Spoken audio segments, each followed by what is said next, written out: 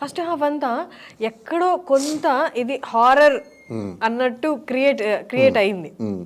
ఇది థ్రిల్లర్ కాదు, కొంచెం హారర్ వైపు ఉన్నట్టు ఎక్కడో క్రియేట్ అయింది.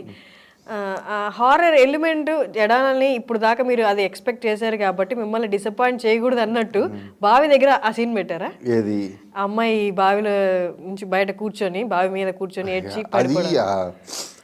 నేను దానికి ఇచ్చాను. అది అది ఒక లిబర్టీ స్టోరీ అటు ఆడియన్ మైండ్ని తప్పుదోవ పట్టించడం అంటారు చూసారా. ఒక్కసారిగా అతని ఆలోచనలు ఎక్కడెక్కడికో వెళ్ళిపోవాలి. ఇంటర్వెల్ అయ్యి అతను టీ తాగుతున్నప్పుడు కూడా నెక్స్ట్ ఏం జరుగుతుందా అని ఆలోచించాలి. ఇది జరుగుతుందా మీరు ఆలోచించారు అలా. సో అదే అదే అది ఆ ఉద్దేశంతో నేను పెట్టాను. Okay. And colour tone, movie టోన్కి వచ్చేసరికి చాలా మంది కంపారిజన్స్ వచ్చాయి. ఈవెన్ ఆ మాస్క్ దగ్గర కూడా కంపారిజన్స్ వచ్చాయి కాంతారాతో. ఆ కలర్ ప్యాలెట్ అనేది ఎలా చూస్ చేసుకున్నారు? ఇలా చూడండి, ఒకటి చెప్తున్నాను, కాంతారా అనేది కంప్లీట్ అది వేరే టైప్ ఆఫ్ సినిమా. ఓకేనండి. ఈ మంగళవారం అనేది అసలు వేరే టైప్ ఆఫ్ సినిమా. కలర్ టోన్లు అనేవి మహా అయితే 4-5 ఉంటాయండి. మన సినిమా వాళ్ళు వాడేవి 4-5 అంతే.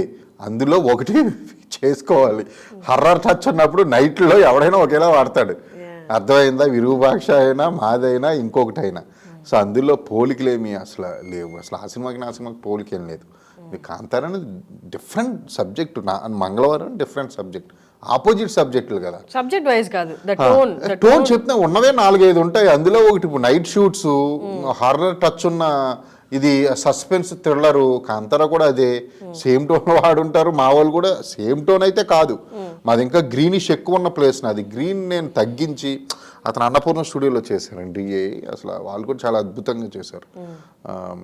అస్మిత్ ఐ థింక్ కలరిస్ట్, తను చెన్నై, అతను చాలా బాగా చేశాడు. అసలు కంపారిజన్ ఏమీ లేదు. అది ఎనీ నైట్స్ అన్నప్పుడు ఎలా అయినా ఒకేలా ఉంటాయి కదా. అండ్ ఇంకొకటి ఏంటంటే స్టోరీ నెరేషన్లో స్టార్టింగ్లో పిల్లల ఎపిసోడ్ చూసేటప్పుడు కానీ హీరోయిన్ లోన్లీగా ఉంది అని చూపించే ఎపిసోడ్స్ అప్పుడు కానీ ఎక్కువ క్లౌడీ, గ్లూమీ, వర్షం పడేది పెట్టారు.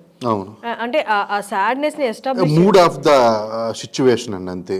ఇప్పుడు వర్షం అనేది అన్ని రకాలకి వాడతారు. ఇప్పుడు రొమాంటిక్ వాడతారు, లేకపోతే మీరు అన్న మూడ్ అంటే డల్ మూడ్లో ఉన్నప్పుడు కూడా రెయిన్ ఎఫెక్ట్ వాడతారు, హ్యాపీ మూడ్లో ఉన్నప్పుడు కూడా రెయిన్ ఎఫెక్ట్ వాడతారు. రెయిన్ ఎఫెక్ట్ అనేది అన్నిటికి సరిపోయేది. నేను ఇందులో అన్నిట్లో వాడా.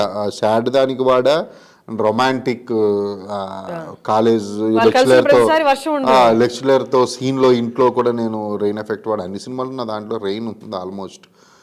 అది మూడ్ని ఇంకొంచెం ఎక్కువ తీసుకువెళ్తుంది. అంటే ఇప్పుడు ఒక సాడ్ సీన్కి మనం రెయిన్ ఎఫెక్ట్ వేస్తే ఇంకా కొంచెం దాని పైకి తీసుకెళ్తుంది ఆ ఎఫెక్ట్ అనేది. రెయిన్ అనేది ఒక క్యారెక్టర్లా ఉంటుంది ఎప్పుడు కూడా. నేను RX-100 last half an hour rain effect మొత్తం ఒక అంటే ఇంకా మూడ్ని లోపలికి తీసుకువెళ్ళడం కోసమే నేను అది రెయిన్ వాడింది.